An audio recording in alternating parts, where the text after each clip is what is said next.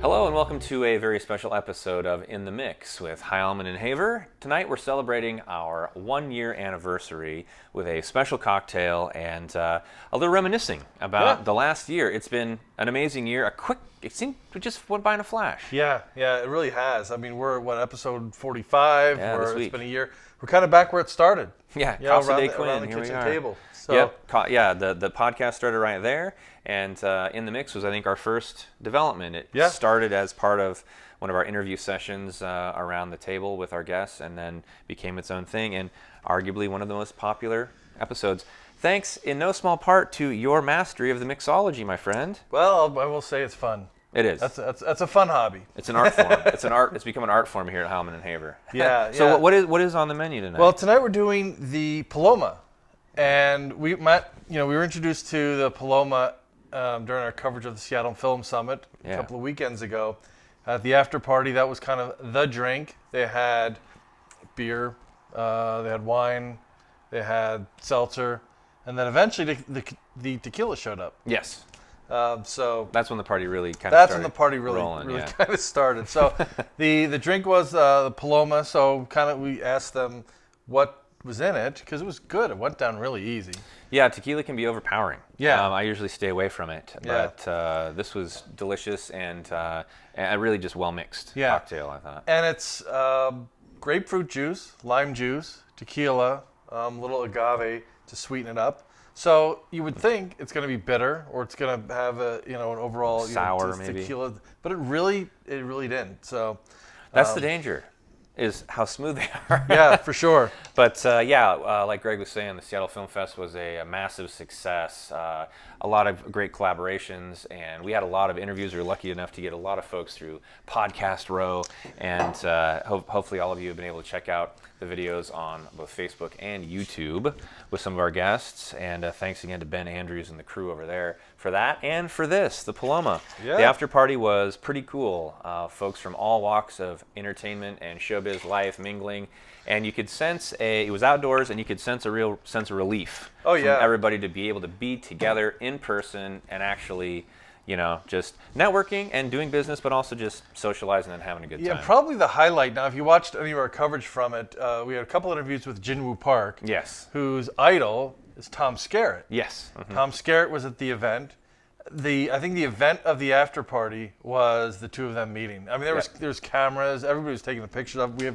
I probably have like 10 pictures of it myself. Yeah, we'll have to post that. Yeah, it was a really neat moment. Flew all the way from South Korea, 10 hours, I believe, to meet his hero. And Tom Skerritt, obviously of Top Gun fame, among a million other projects, he was there, 88 years old, still a spring in his step, socializing, hanging out at the after party, and meeting someone who he really influenced. Yeah, and passionate about, as many were, about making Seattle a filmmaking hub. Yeah, not just a destination to do on location shots, but being a hub like you see in Vancouver or Atlanta. And it was a good festival. We had like Matt said, we had a lot of great guests come through. Yep. And we posted our videos. Go take a look at our YouTube channel, Facebook page to see all the great videos or the great guests we had. So all right, so I'm shaking up the grapefruit juice, the lime juice, the agave, and the tequila. And then we're going to pour in the top with some club soda. All right.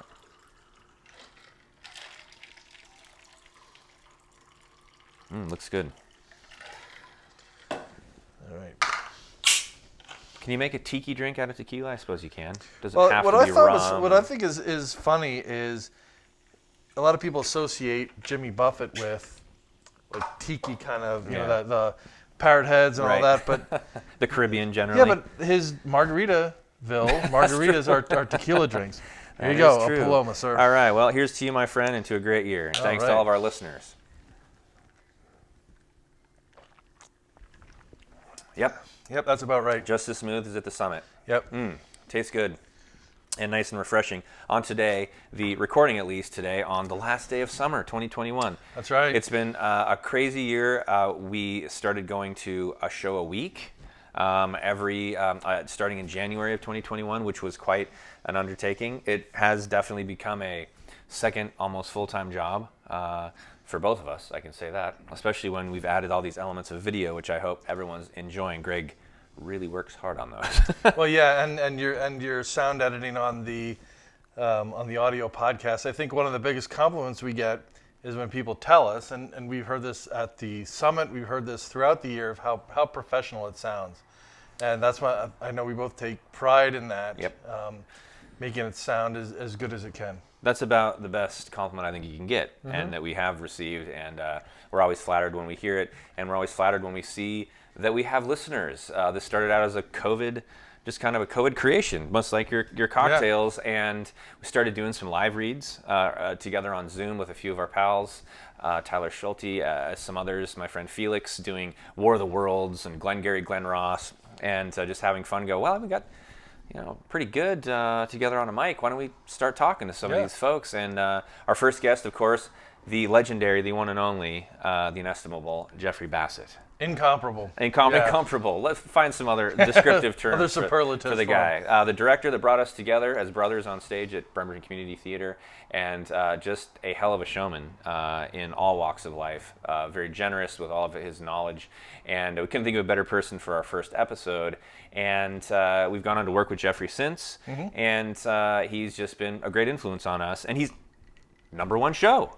As one would expect with the first episode, you're going to get that launch excitement. But Jeffrey Bassett, #1. We also were, it was pretty cool that as we were going back and looking over some of this year's statistics, we had heard in over 20 countries, United Kingdom being one of them, thanks to our friend Matthew Turner.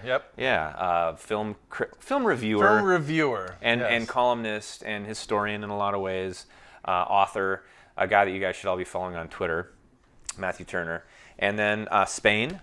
I know I've got some cousins over there. Canada, our northern neighbor. Germany, Russia, and Brazil. Denmark, Australia, Belgium, and Belize.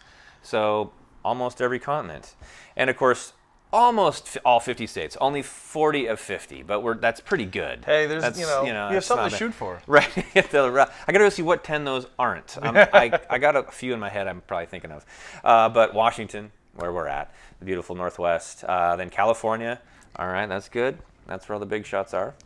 Tennessee, out of left field. New York, again, we've had a lot of folks in New York, guests from out there.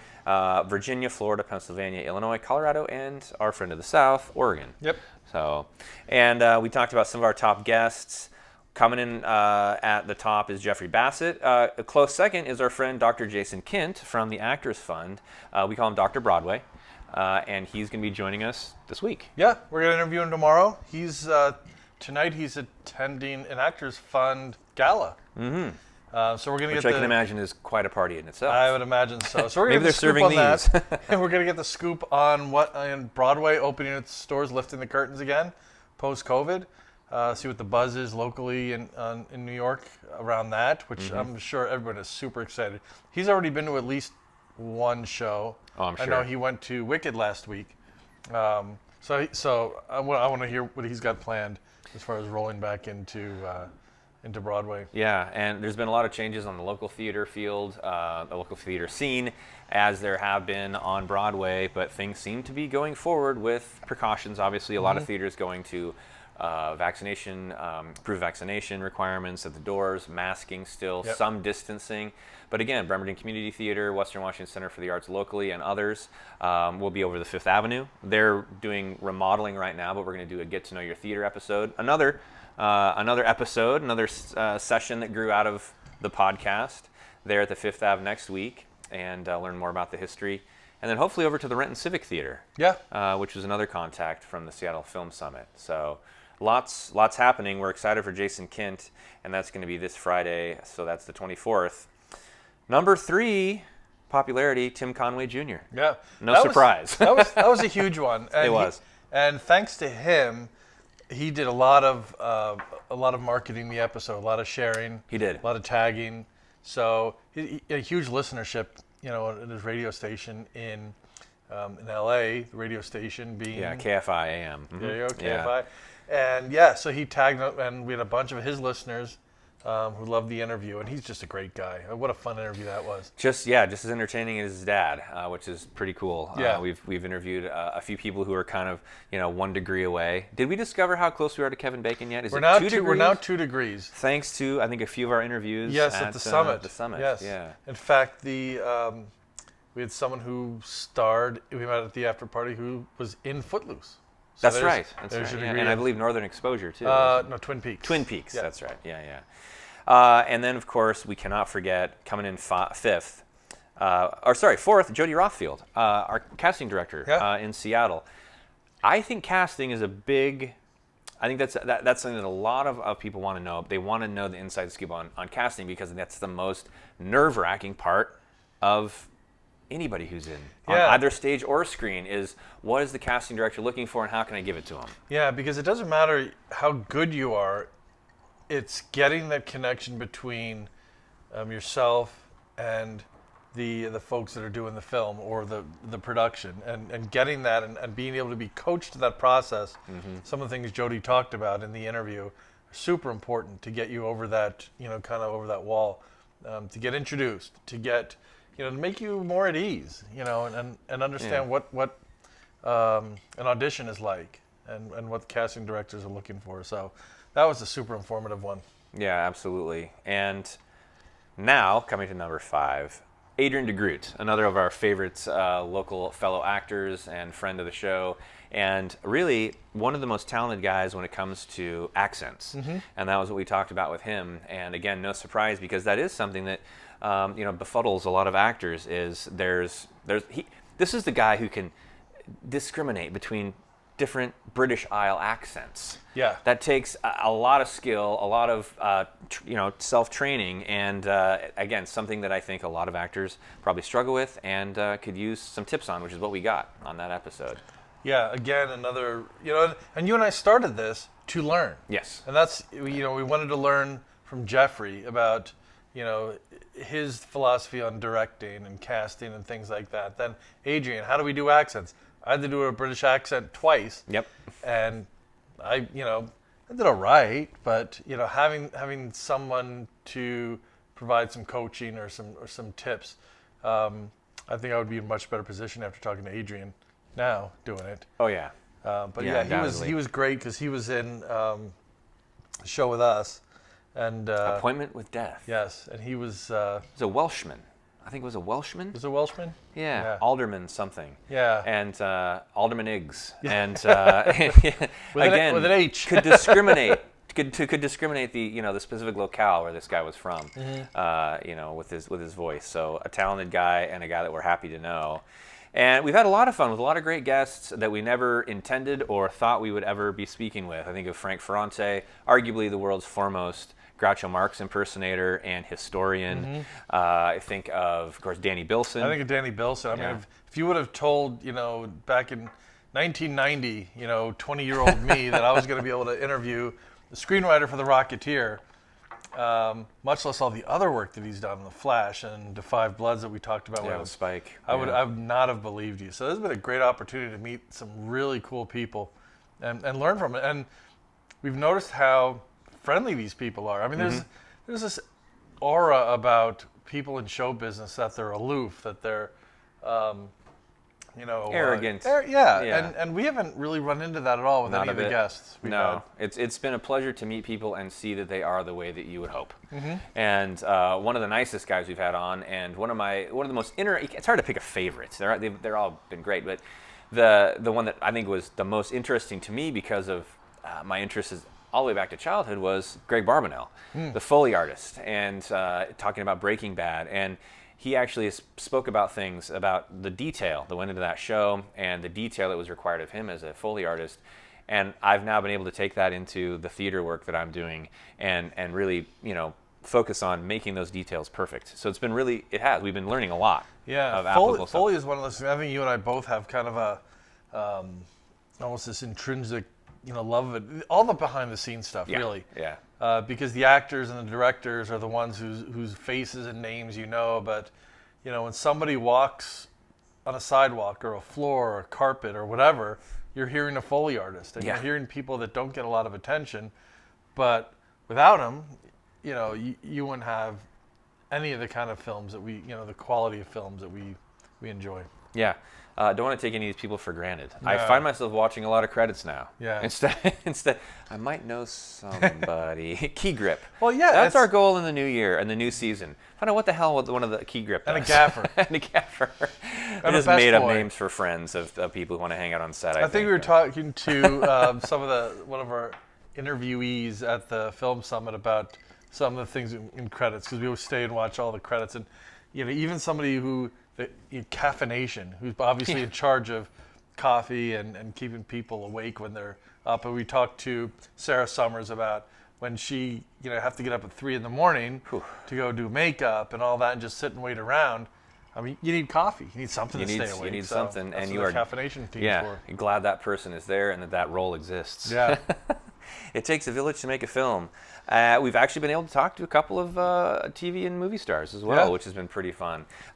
Through a friend of a friend, we were able to speak with Perry King, whose latest film, The Divide, just screened at Cannes Film Festival, and he's done a ton of stuff going all the way back to the 60s. And aside from the work that he had done himself, he had interacted with people like Katharine Hepburn, and hearing the stories about the people that he had met was where a lot of the wisdom came from. I go back and I listen to that one regularly because there's so many great acting tips from these masters. Well, his story about John Houseman and and Wells. Orson Welles. Orson Welles throwing lit cans of Sterno at John Houseman. I mean, just thinking about that and thinking, here's a guy who worked with Orson Welles or worked with these John Houseman and like you said, Katharine Hepburn. And was trained by these people. Yeah. Got advice from them. Right. And again, they were as open to him about advice as these people have been with us. Yeah, and all the way up to our most recent interview with Carolyn Grimes, Zuzu from It's a Wonderful Life, one of our favorite Christmas films. Jeremy Arnold, our friend from TCM. We can't forget Jeremy. Jeremy seems like he's just kind of now omnipresent on the show. He's like part of the show. He's part of the show. Yeah. He needs his own theme song, and we'll work on that in the new season. But on his list as well, top film, his top 10 Christmas, and this guy knows Christmas movies, obviously. And he's going to be in town. Yes. December 18th as part of the Historic Roxy Theatre's Movies of the Decade. They're wrapping up the year with a holiday event. So Jeremy's going to be there. We're going to have, we're going to sit on the stage with a couple of chairs and just kind of interview him and just have a nice chat about Christmas films and It's a Wonderful Life and things like that. Now, he's already been a guest on the show twice. Couple times, and he's been doing all the intros for the Movies of the Decade, which was another development that was kind of a partnership between Heilman Haver and the Historic Roxy Theatre, and has really been a success and has been a lot of fun. And thanks to everybody who's come out. Kelly McCauley, I'm looking at you. Yeah. Another omnipresent arts persona here in a personality here in Kitsap. And we were just talking before we started filming about some of the things that have come out of this in the mix. Obviously, they get to know your theater, get to know a theater episodes as well. And then we have things like the Movies of the Decade at the Historic Roxy. We're hoping to keep that going in the new calendar year because this will go through December. And then involvement at the West Sound Film Festival. Have become now a theater critic. Not a critic, a reviewer. See, another Matthew Turnerism. A reviewer, not a critic. And then, of course, that brings us up to the Paloma at the Seattle Film Summit. So it's been a ton of fun. And we would love to hear from our listeners and viewers if there are topics or personalities or questions that you would like answered on the show about acting, about stage or screen craft. If there's someone locally that you'd like us to interview or a bit of history that you could share with us so we can investigate. Cheers to that in the new year. So things like, do you like the video stuff better than the audio stuff? Do you want a little, the mixture of both, like we try to do now, have the, audio things every week, but also intermix, some of these video. We're actors. Things. We're community theater actors. You can't hurt our feelings. So just give us some suggestions. You can hit us up at heilmanandhaver@gmail.com, on Facebook, on Twitter. On Instagram, we're making it as easy as possible for you. And then, of course, heilmanandhaver.com. We've got a link to our link tree, and you can catch all the episodes, get all the delicious ingredients for all these cocktails. Speaking of that. Yes. Oh, we've made a lot of drinks over the last year. What's your favorite or most saving memorable? The best for last, huh? The most memorable. I gotta say it was I think The Godfather. Okay. The one that we made recently. It was, well, no, that's, you put me on the spot now.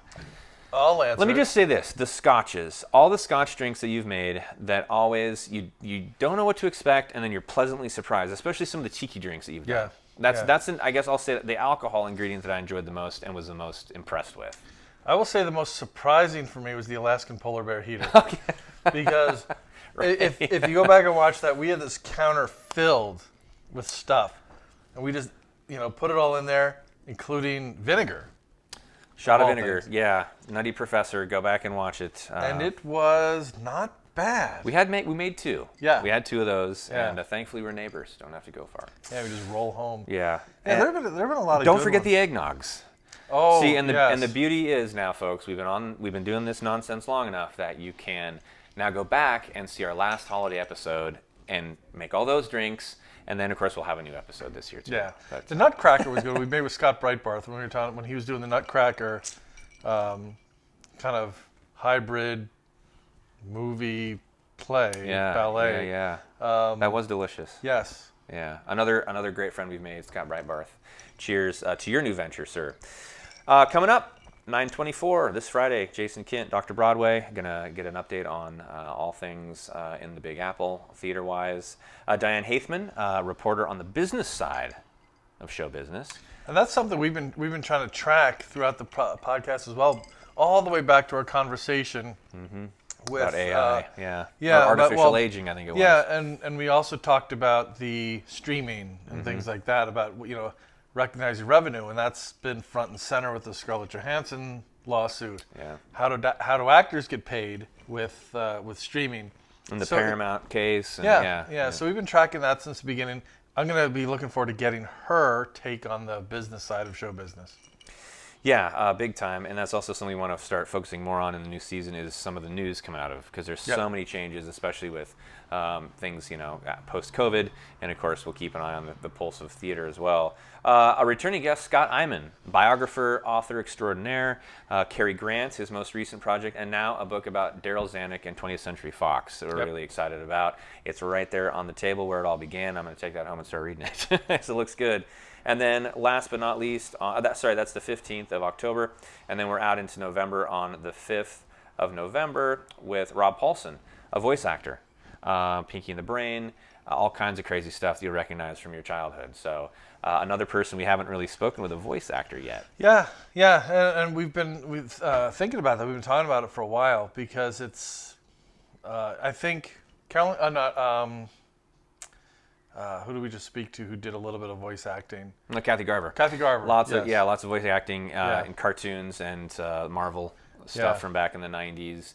And with the demand for digital content that we've been talking about throughout, that's becoming even more important with all the animation, the different studios doing their own animated stuff, etc. So Rob Paulson, that's the 5th of November. 5th of November. And we've got some other good ones coming up around the holidays through November and December. So stay tuned. Yeah, stay tuned. Keep an eye out. And let us know what you want to see. Topics, people. We'll do our best to include them because if we figure if you're interested, we're interested. Yep, exactly. And it all builds all the community around here, the arts, and that's also what we're all about. So thank you all for listening. Cheers to you. Here's to another season. Yes. And another year. And to you, my friend. And to Paloma. Yes.